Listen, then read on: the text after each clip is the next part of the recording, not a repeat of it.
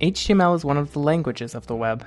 What that means is HTML is something that is typed by web designers to tell browsers how content on a web page should be laid out. In this video, we'll talk about the very basics of HTML, what it is, HTML tags, parts of an HTML document, and tools for writing HTML documents.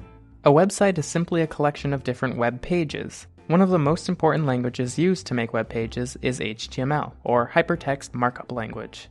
If you think about all of the content, that is, all of the stuff you would want on a web page, text, images, and so on, an HTML document is how you get it there, but with some additional details. This is the markup part of HTML that lets you specify page layout and some formatting. HTML works by marking up content with what are called tags. A tag is like an instruction that surrounds your content to give it a certain layout or formatting feature. The important concept here is that content goes between an open tag and a closing tag. Here's an example. The B tag makes content bold. You would signal the beginning of this formatting with an open tag and the end of the formatting with a closing tag. This is how almost all HTML tags work. The combination of open tag, content, and closing tag is an HTML element. Some other common formatting elements are I for italics and U for underline. When there is both an open and a closing tag that contains certain content, you have a container element. There are also a few elements that stand alone with no content and no closing tag. These standalone elements insert something into the page.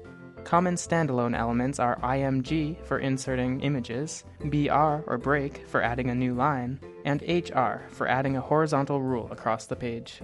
An HTML document has only two main parts, a head and a body. The head section contains information about the page, like the title that shows up in browser tabs. It can also contain search keywords, a description of the page, and style sheets to change the look of the page, among other things. The body section of the page is the content you want to display, marked up with HTML formatting and layout rules. There are many tools for writing HTML, ranging from extremely simple to highly professional and very advanced. On the simpler side, you can use whatever standard text editing application comes with your computer. Notepad and TextEdit are two of the most basic. These are plain text editors that are useful because they don't let you worry about formatting the document itself. Some slightly more advanced tools are Notepad++, Text Wrangler, and Sublime Text. These can recognize HTML, help you visually separate things and hide things you aren't working with, and autocomplete.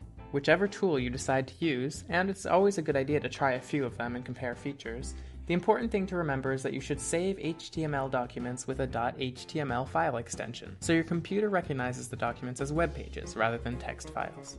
If you're curious about what else you can do with HTML, there's a lot. From making lists and tables, to forms and buttons, and adding advanced layouts, HTML gives your web pages their skeleton, and is quite powerful, but very easy to use. To learn about more features of HTML, click on one of the links in the description of this video, or visit our website at www.stemtuts.com.